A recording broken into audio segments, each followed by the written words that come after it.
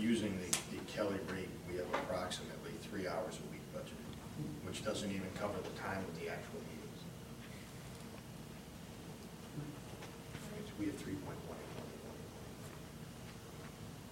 I mean, do you want budget to look at it and see?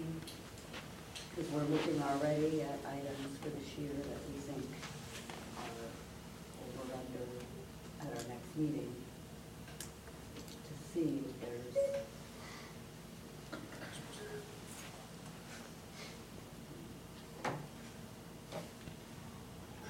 It doesn't make sense to me for us to hire someone for 5 hours a week if we know for sure it is not a 5-hour-a-week job.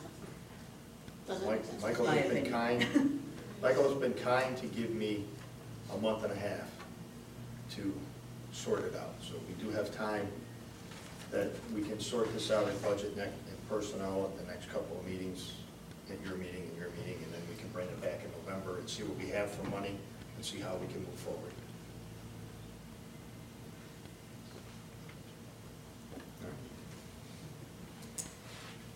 Okay, Paula, you're up. Okay, so special ed department, I continue to. Oh, come on up so we can see you. Bring your name up. Should I bring this up too? If you want, you can just sit at the end or sit here, wherever you want. There we go. Thank you. Depending on how it goes, you Shift the mic. So I continue to work on the procedures manual that should be completed and ready to roll out to the staff on November 3rd, Professional Development Day. This past Professional Development Day, I ran a professional development for all the student support service personnel on IEP, PPT process.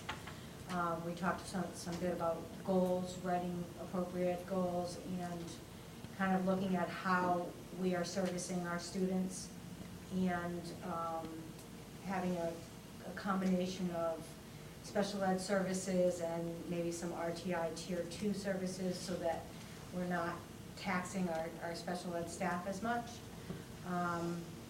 So I'm, in that same vein, I'm looking to utilize the resources that we have to ensure that we're providing the best services for our students while being fiscally responsible at the same time, which isn't very easy. So I'm kind of juggling, I'm sharing resources, I'm moving staff around to better facilitate the need in one building from another building. So trying to get creative there. And then I'm just kind of working on other ways to better provide services to our kids, particularly the pre-K kids.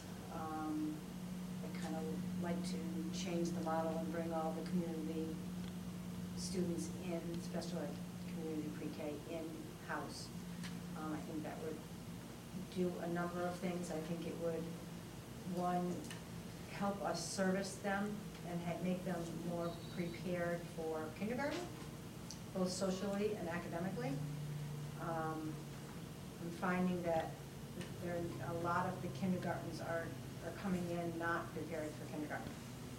I haven't been able to kind of analyze, if they're coming from a certain community preschool or just what, because I haven't had that time. But so I think that that's an important thing to look at as far as our servicing our young. Early intervention is going to be huge here. And then, there's a lot of needs in this district for special programs.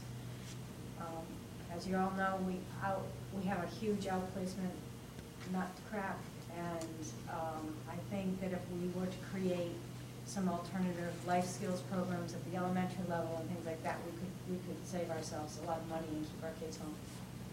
So those are kind of the things that I'm focusing on at this point. Any questions? Questions? Just as a clarifying, because we did look at these reports and budget. Oh, I can go over those. You want me to do those now? Just these ones that are in the packet, just the numbers. We have prettier reports. Okay, well, if you're gonna go through them, we can wait until you do that. Do you want me to do that? I can do that Yes. now if you want. Yeah, okay. So It's all your- if this is your you, time. if you move to my section in the packet, and it should be color-coded in your packet, you'll see there's a breakdown of our monthly budget, not really monthly, but our data, which gives you the cost of our transportation and our tuition for all of our out-of-district population. You'll see on the left-hand side what was budgeted for 2014-15 and what was spent in 2015. And then moving over to the right, you'll see the 2015-16 school year. That middle column is the, not the projected, but the encumbered amount that we estimated encumbered amount. And then again, the balance that we have. So you'll see if you look at, let me see, our LEA, which is our biggest one, that we're already in the red. And I can tell you that a lot of the out-of-district placements we don't have control over. Some of them are DCF placed, some of them are court placed, some of them are just have such need that we can't provide free and appropriate education here for them. So we have to outplace them. Paul, later on that one, if you don't mind. Sure. We're showing a projection of $1 million short in out-of-district tuition. Are those kids that were added to our student population, or is that a tuition change for the students that we already have? No, I'm gonna Okay, I'll stop say there. that they're added. Now, I'll wait till you finish. again, it's, you know, like I just had to outplace somebody who was so medically fragile that, you know, it was unsafe for us to keep him in the house. Those things are coming up left and right. We have a lot of medically fragile kids coming in at pre-K level. So,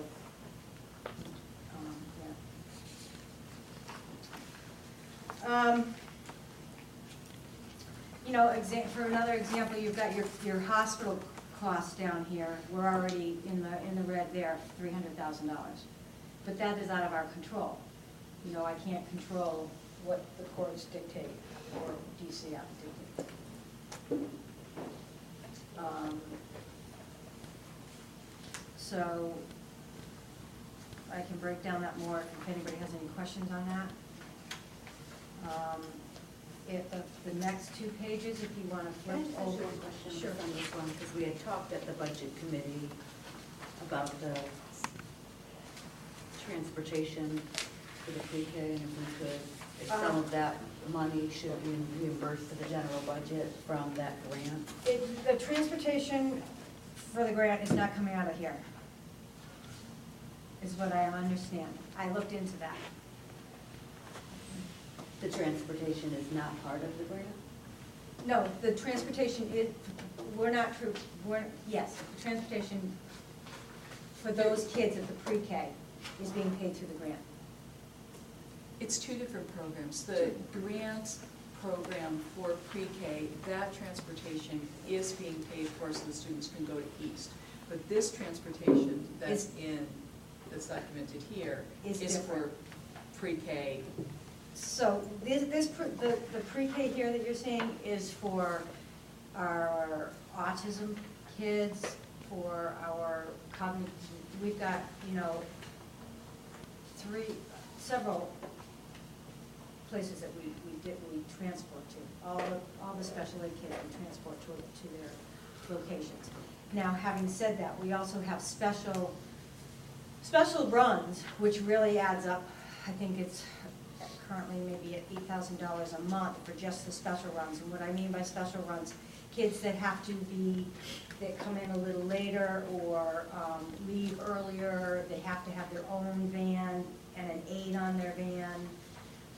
Those kind of issues really cost a lot. We have quite a few of those? I guess, I'm sorry? We have quite a few of those? We have $8,000 worth. Yes, we do. I can, I do have a printout on the busing. If you'd like, I can pass that out now. My confusion or- is, each year we've spent between, I looked back, we've spent between 13 and 19,000. 14, 15, we spent $71,340.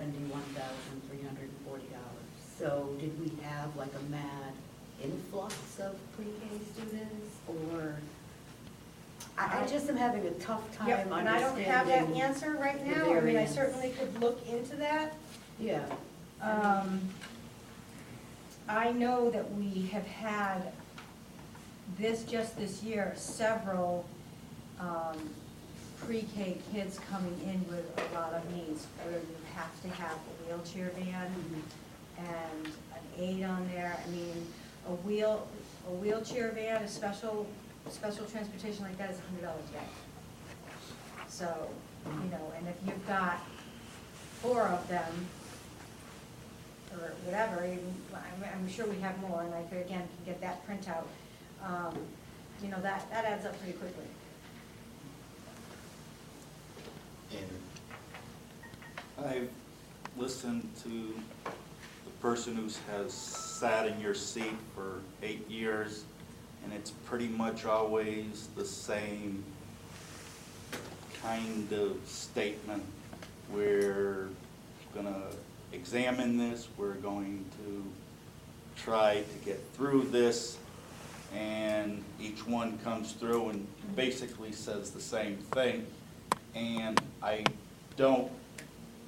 it's not that I doubt that whoever sat in your seat doesn't do the best job possible with the resources that are provided, but I just kind of wonder if somehow we're always dealing with the short-term versus the long-term expenditures, and do we need to create a capital budget so as to bring these services, bring whatever services that need to be done in this district, do we need to come up with the money up front and create the facilities, the infrastructure, so as to have a longer-term cost reduction?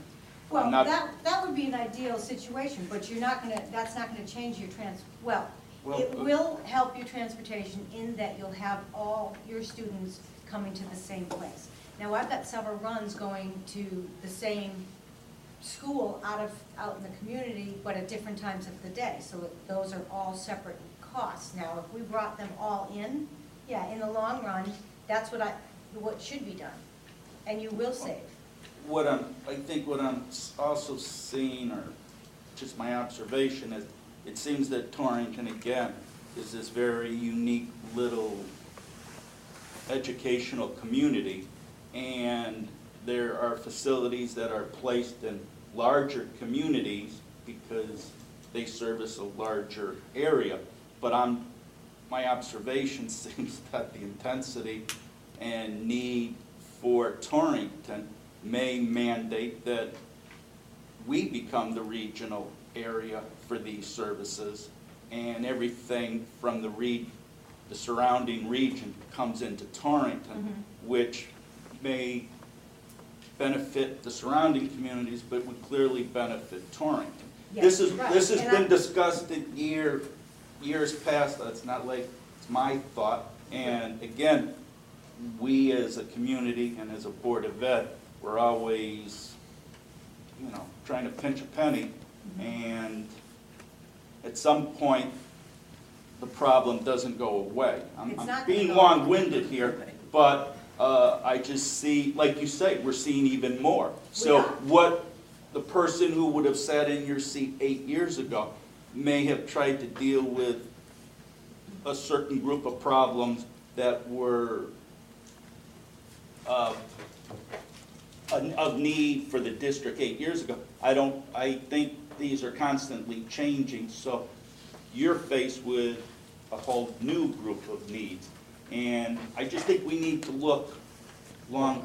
I think that ties into the goals Yeah, that they brought forward last time, that we need to get our state legislators and state senators here, because to build a facility like you're talking about, which would be a regional special education center would have to be something that would have to be state supported.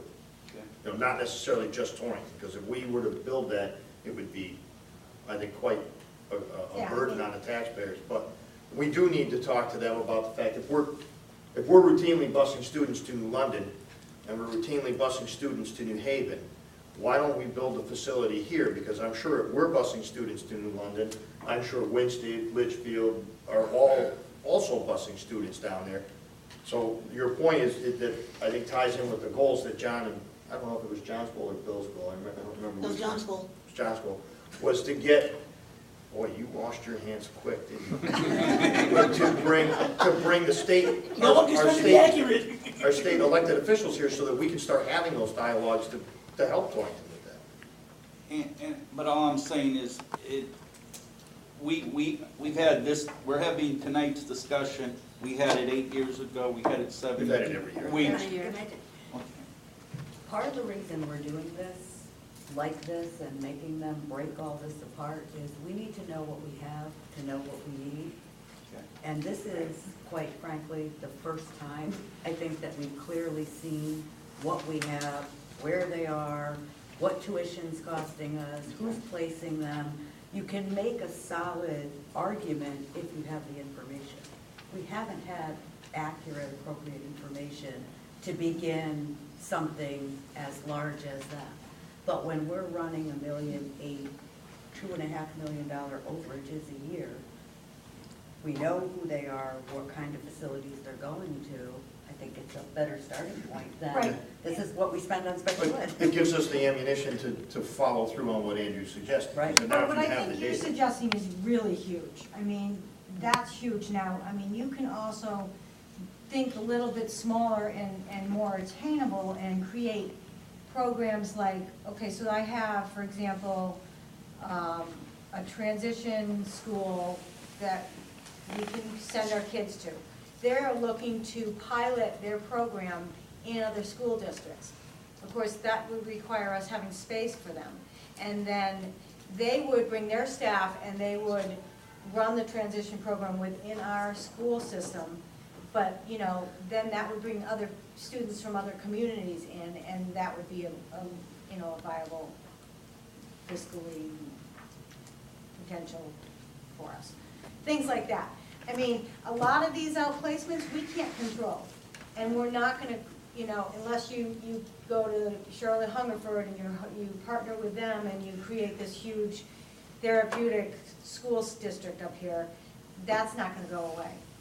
But you can create, for example, we have a couple of ID kids that just came in. We just got 2 Down syndrome kids in the district, and it's very hard for us to service them appropriately with the limited resources we have. And if we were to create a life skills program at the elementary level, then we would be able to service them. And we wouldn't have to outplace them.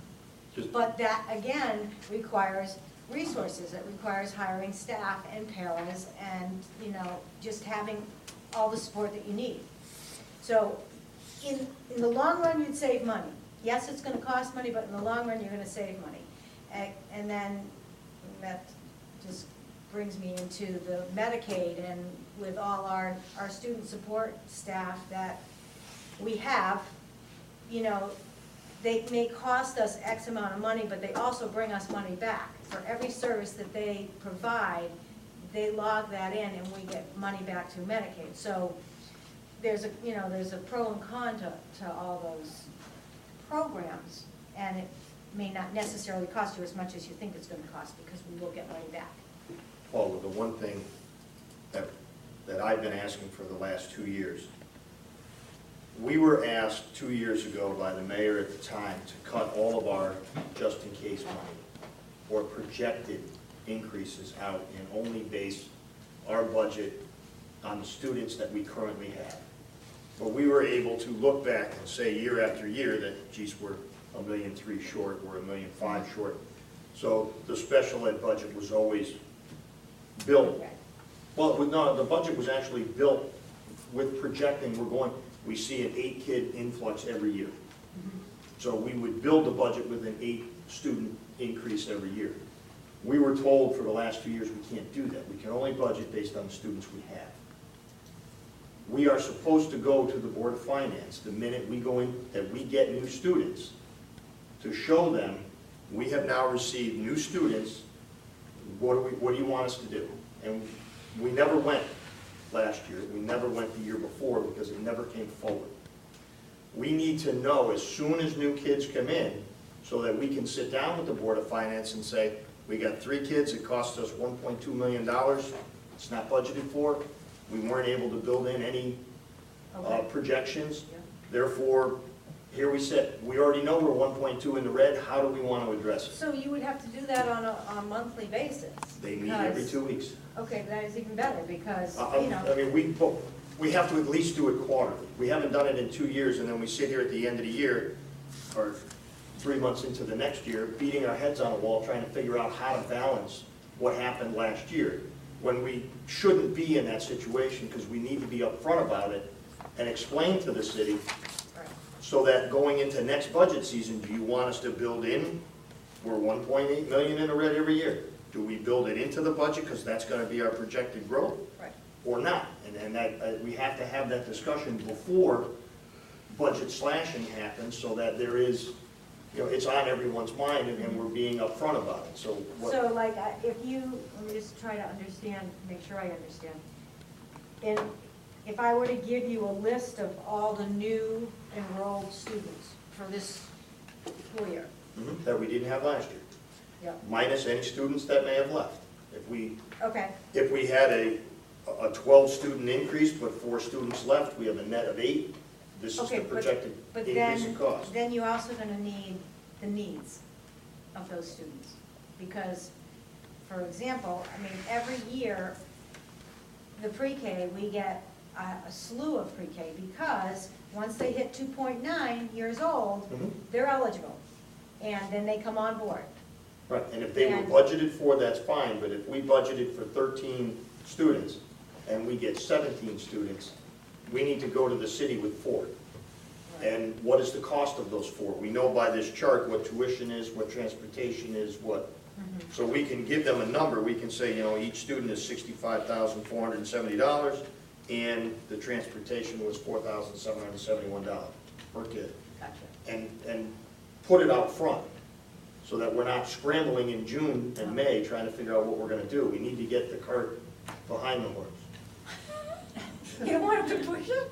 Well, we've been doing a lot of pushing with the horse, but the horses really like to pull. They're not really big fans of pushing. The horse is tired. And that, I. It's supposed to come to budget. That should go to budget so that we can bring it to the Board of Finance on a regular basis. So the influx of students, basically. If you get a And I DCF can- placement, And I if can you get, probably give you a rough number of the pre-K that's coming down the pike, month by month, to be eligible for special ed. And so Mhm. then we can, I can do that. And like this at the bottom has pending placement of 4 students. That's outplacement, Right. right. But those two, We need that. Yeah, so we need everything that. because those everything kids that's were new. not outplaced before, they're new outplacements. So when they get placed, Right. whatever the cost is, we bring it to budget. right, so that we need to get it in front of the Board of Finance earlier than May. Because at that point, we've cut all field trips, we've cut all purchasing of supplies, not yours, relax. And you know you're the same, Well, if we you won't did it touch it. quarterly, Quarterly's great, anything better than then nothing. 48 months, you know, I mean, it would be, The reality is, we can't continue to cut staff and other services to cover this stuff. No, right, you but we can't. need to No, you project. can't, because as you heard from that para, they're scrambling. And we're working on a shoestring, and it's scary. I'm just gonna put that out there. So, the number of incoming students, and I, that's hard to, they come in and they go, so I can give you what I know, but that doesn't mean that you're gonna have 2 kids coming in from New York or Waterbury, you But know. if we But do that's it, next if we do it quarter. monthly, even if Yeah, we could do it monthly. If we did it monthly, we could give it to the budget. You would have the ones that left, and you would have the ones that came in, you would have, all right, Right. we budgeted $110,000 for this student, we've spent 27, the student left. Right, So right. that we know what we have remaining. Okay, And and then then we I can think decide. also to go with that would be if they're sped or not, because that's where your money's gonna be Well, covered. Yeah, I But mean, that's really what we want. Right. we're really focused on, Okay. on special ed. And 504. I guess I didn't mean special ed, but the needs, because you can have one child that is special ed that needs speech, but then you can have another child that has multiple disabilities and a wheelchair van and a para and a But nurse. that would show up in your cost of that added student. We don't necessarily need to know why that student needs special needs, but if you sat there and you showed us a student, and, you know, one student added has a tuition of $6,000. Okay, The next student added has a tuition of $193,000. We would be able to infer that the one with the $193,000 obviously has dramatic needs versus, okay. you know, I'm not sure the Board of Finance needs a breakdown any further than that, but And then including in that, Tuition and transportation costs. Plus- any cost. plus nurse, because I think for the first time, we're seeing kids that are requiring their own nurse. I've never seen that Yeah, before. whatever the cost for that student is. If that student's IEP requires that all rooms be painted blue, what's the cost to paint the rooms blue? I And mean, then- whatever it is. So once we place the student and we know what the costs are gonna Yes. be, you get that, and then anybody who comes out in that same time period would come out, so you get a net to say, okay, here's what we added, here's what we decreased, here's what we need to talk to the city about. The only thing is if you have a student that was never in the plan, in the budget of last year, then that student, if that student left, it would still be a net increase to the budget. It would only be if the student that we had last year was to leave the district. Then we would have a projected savings because we budgeted that lump sum of money. Right, right. If I can ask one question quickly on your spreadsheet. When do these tuitions get paid? Because I noticed they're not even listed as encumbered to date, Okay, so they're listed as a balance. The on front this sheet, Yeah, Well, the final bills weren't the So- amount, the state doesn't know what the amount is. right, but we have, let's take Yeah. tuition, VOAG, regular ed. Now, that's Wimoda. yep, Now, and Regional 7. We budgeted 507, 194, but we haven't paid any tuition, or we haven't, But that was budgeted based on last year's tuition. It's encumbered. well, I so understand we that, but we also haven't, we should have haven't been income. billed yet, Okay, is what as far as I understand. okay. Now, the other thing that you probably would like to know is that some of these schools, we get a discount for. Mhm. You know, and if we pay in advance, we get a discount. So that's why, you know, you'll see for, I think it's Northwest Village, if we pay in advance, we'll get a discount. And again, that's something else I am looking at, is the cost of all these schools and, you know, kind of trying to utilize, if I've got 2 schools that can offer the same service and one is less than the other, I'm gonna put the child there. So, you know, I'm doing Unless it's everything I further away, the can cost to, is more transportation. no. No, unless it's further away, the cost is more, we're looking at all of those things. that we So, can- I mean, I'm doing everything I can. No, and it's just, for the last 2 years, the administration has been asked to produce that information so that we can sit down in front of the Board of Finance before it's angry season. Right. Right now, it's still happy season. So they're much more receptive to hear from us now. What's that? It might be happy for you. No, but they're not as stressed as they are come the springtime, when they're doing budgets and they're trying to balance their year. We can get that Yeah, I information. can Thank do you. that, sure. Are there any other questions? So then I think if we budget gets that information, then we can make a determination of when it's time to go. Right, exactly. Before angry season. But what are you hoping to accomplish by giving this information to the Board of Finance? More money. Are you hoping that they will say, instead of taking $10 from the teacher's account, we'll make up that $10 that you're projected over what you budgeted in your budget?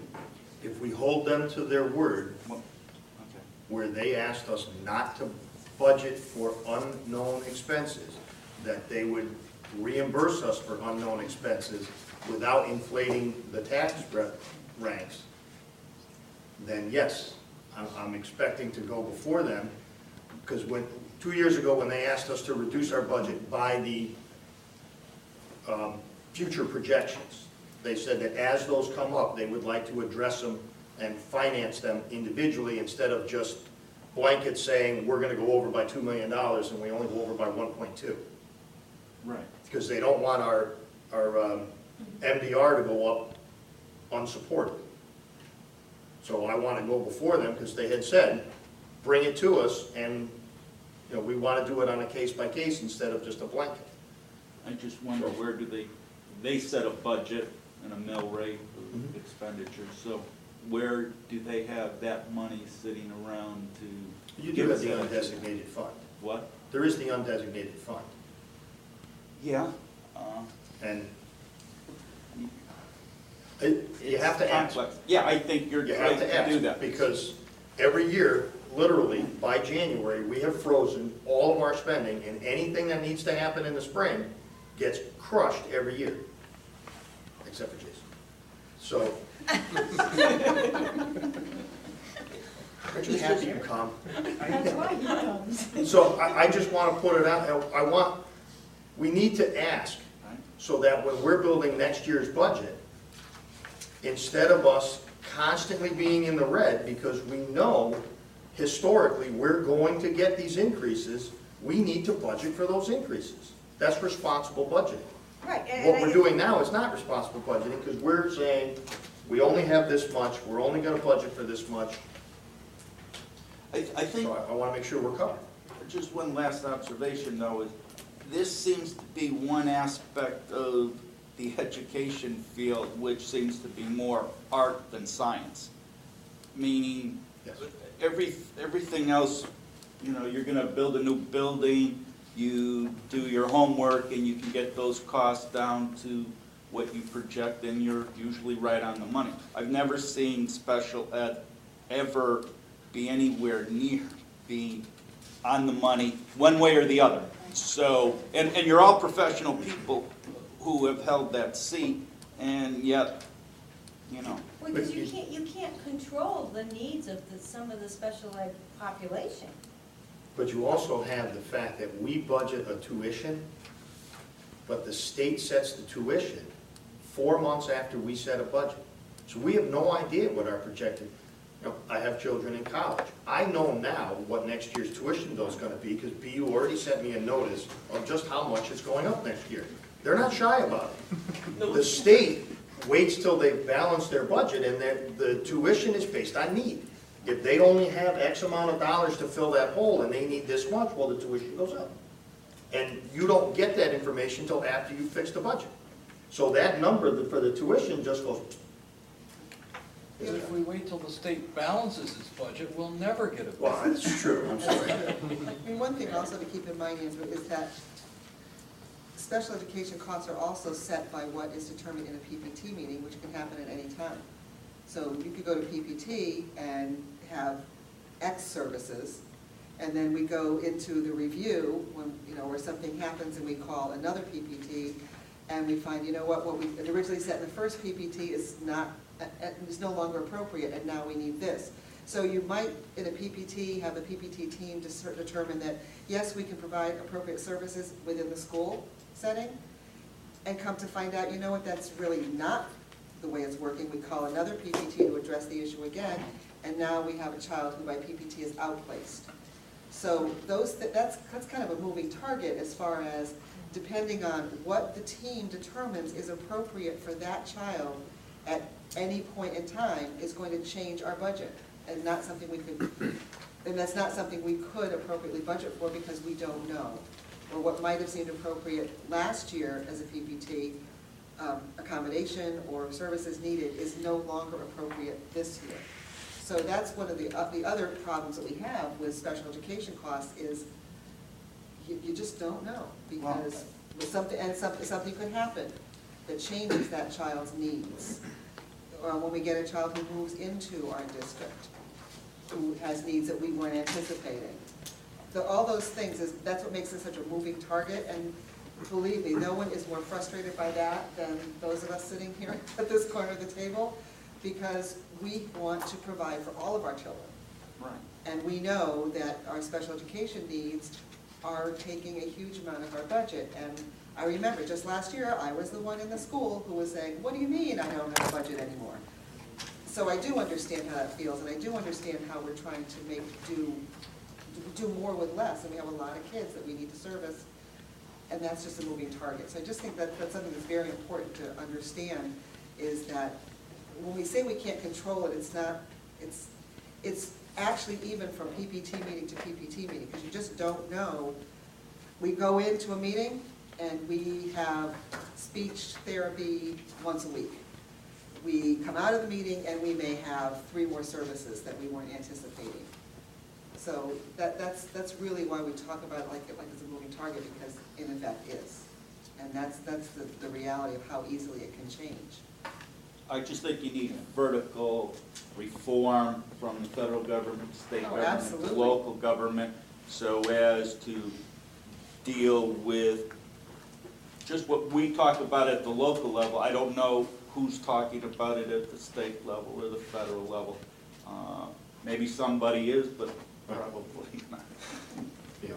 The only other thing I think that these show too is we're spending in Torrington, out of our budget, $1,199,374 on regular ed kids due to student choice that are going to magnet schools, charter schools. So it's not correct to say there's not a cost to local boards of education for those schools, because there absolutely is a cost. And if you look at the number of students and the cost, it's substantially more for us to send them there than it is for us to educate them in Torrington. Right, and I agree with you. And that's why I'm saying you need vertical reformation, which is what's the state doing to somewhat curb our expenditures for kids that are making these choices. Right, and I think nothing, but I think part of the problem is we couldn't make the fight because we didn't actually know what we were spending. I didn't know, so now we know what we're spending, and I think that's substantial that we're spending that amount of money. Or goal number 4. Okay, thank you. Before we move into F and G, I would like to just point out that the administration, and I know Fiona's put a lot of time in down there, I put a little time in down with this, trying to get the 14-15 year end and the 15-16 year end. We all remember last spring.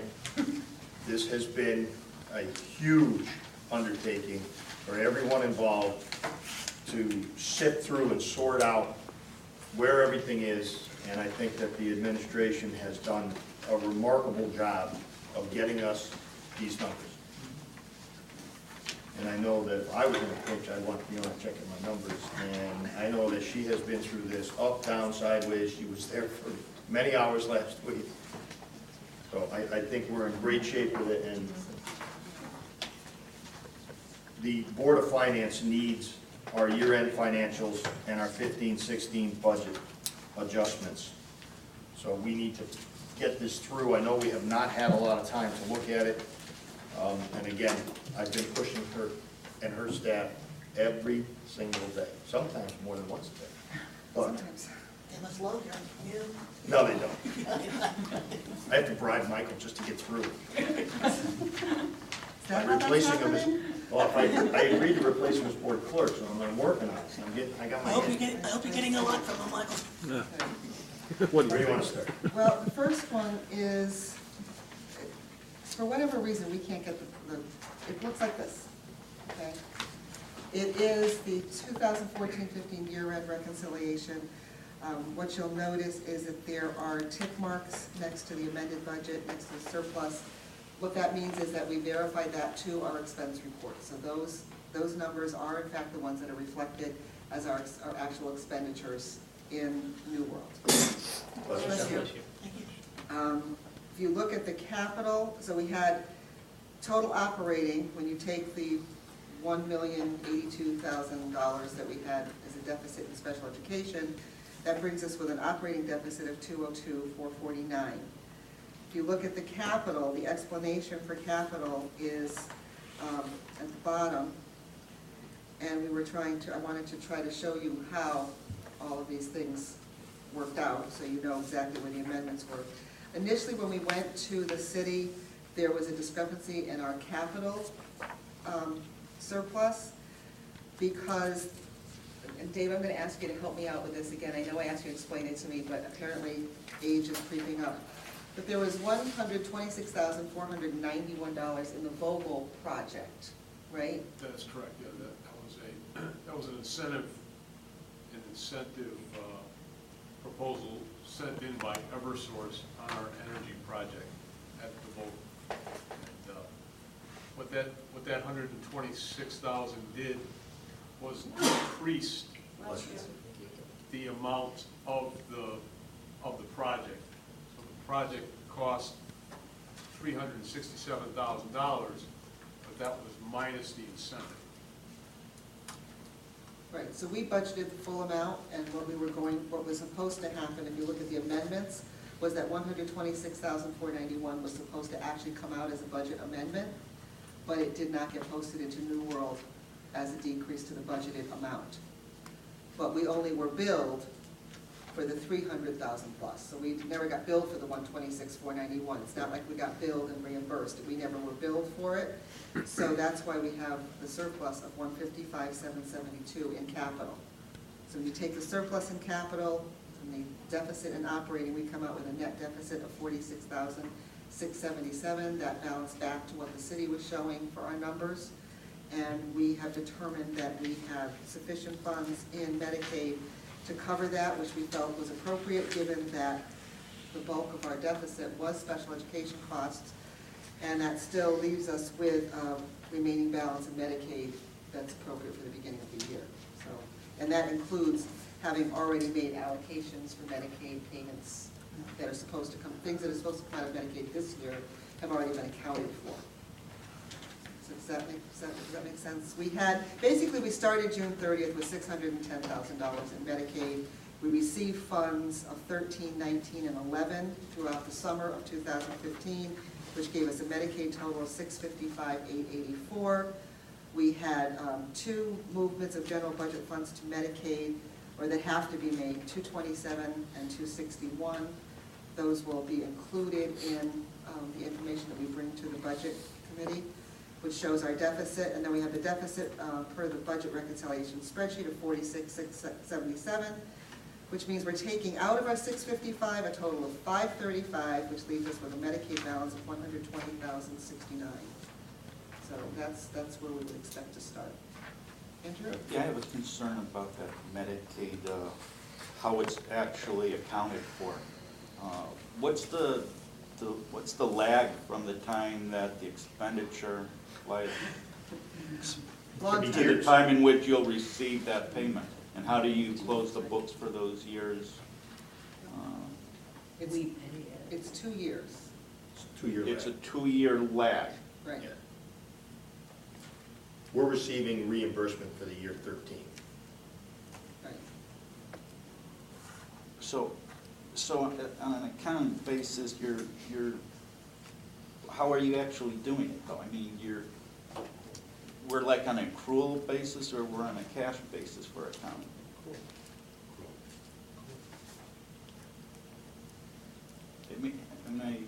The operating budget pays the full amount, Okay.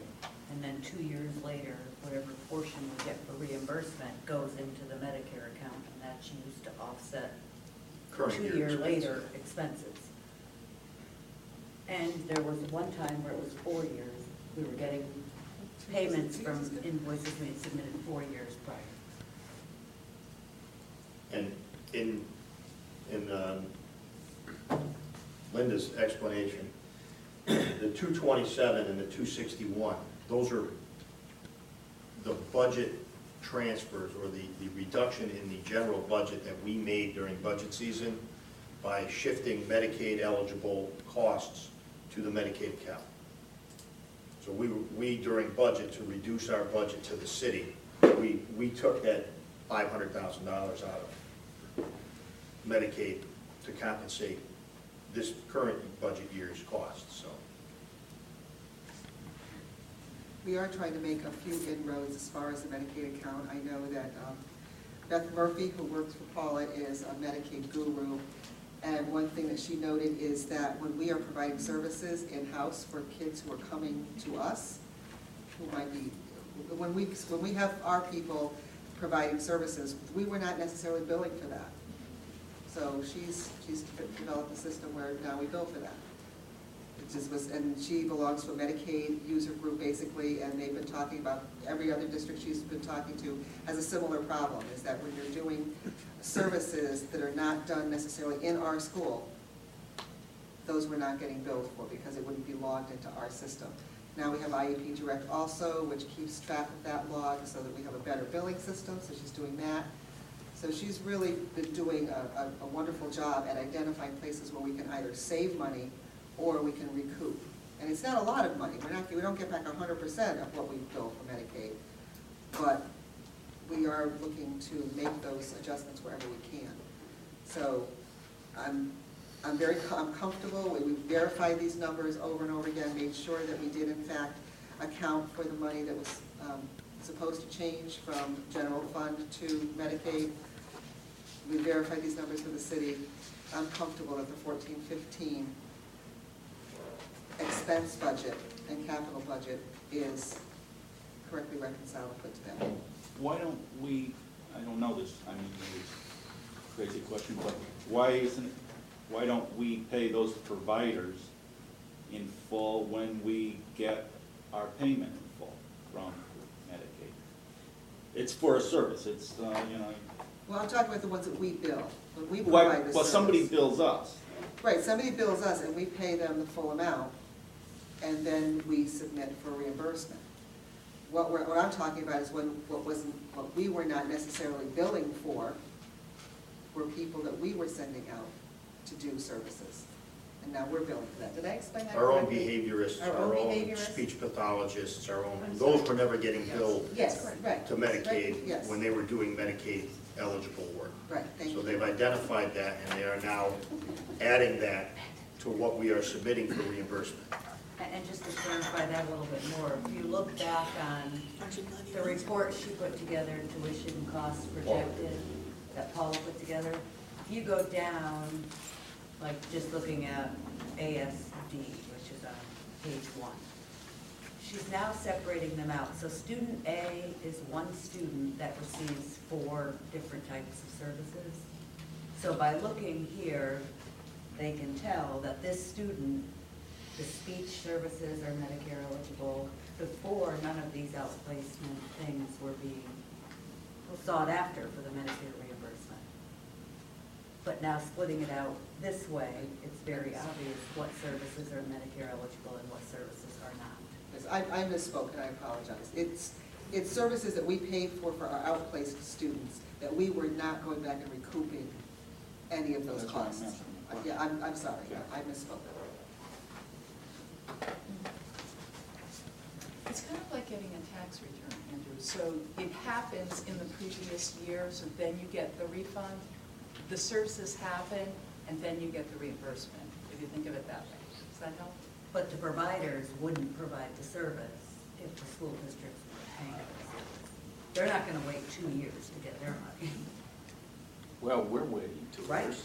So why wouldn't we, I mean, it's all a little game, I mean, it's, just so as to have more transparency in the transaction, it really should be that way. What money we have budgeted, we pay, and then they have to wait until we get our payment. But the problem, the amount of reimbursement fluctuates year by year based on what's available through Medicaid. I mean, if you have a service that is $100 an hour, you don't get reimbursed $80 an hour every year. Some years you might get 41, some years you might get 93. It's all dependent on that year's reimbursement. So there is no, You couldn't just go to a vendor and say, listen, I'm gonna pay you 20%, because that's my deductible, and when I get the other 80, I'm gonna pay you. Because it just doesn't come in that way. Like I said, there was 4 years that the government didn't have the money to do the reimbursements, so they just didn't do them. So we waited 4 years, and now the reason we have this large surplus in Medicaid is they started to tumble in because all of a sudden the money was there, and you start to get caught up. But you can't take a separate company and leave them out there for 4 years. I mean, they can't survive. We're not. Well, I know we're not surviving either, but I'm saying it's, Okay, thank you. Everyone's in the same boat. yes. The only other thing I have is, I don't want anyone to underestimate the amount of work that the administration has put into trying to get this straightened out. This isn't a problem that occurred over like a 3 or 4 year period even. This is like a 20-year issue with how the accounting system has been managed here. And they have done a tremendous job in getting this correct so that we know, you know, for the year end, everything is where it's supposed to be, so that when this got moved forward, now we actually have an idea of, one, what exactly did we spend in all the accounts last year. They're going to be bringing any transfers forward that we need to see at the next budget meeting. But this is hundreds of hours of work that I don't necessarily think this really outweighs how much work went into this, so. No, but this does. Yeah, so I strongly appreciate it, and I think that they've gotten, you know, with the double and triple checking of everything, I went through every number on this. It matches everything we thought it should be.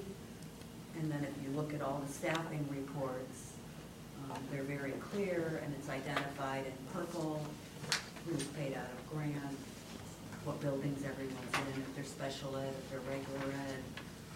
And this ties back into our expense budget performance report by sites. And I think that, you know, it's something that obviously should have always been happening, but has not ever happened in all the years I've been in education in Warrenton. So I just don't want to underestimate the amount of work you guys put into this, so I appreciate it. And there will also be a stack of line item transfers that'll be going to budget next month to identify all of the movements that had to be made to make it balance.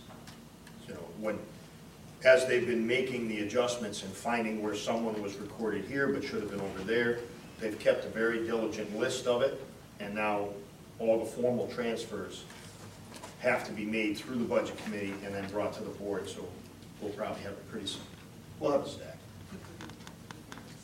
I mean, one thing I am very pleased about, and I said this in the budget committee, and I'm gonna say it again, and we can have another love fest, but Susan and Beth Murphy and Carrie Gorman and Erica Johnson have just been incredible.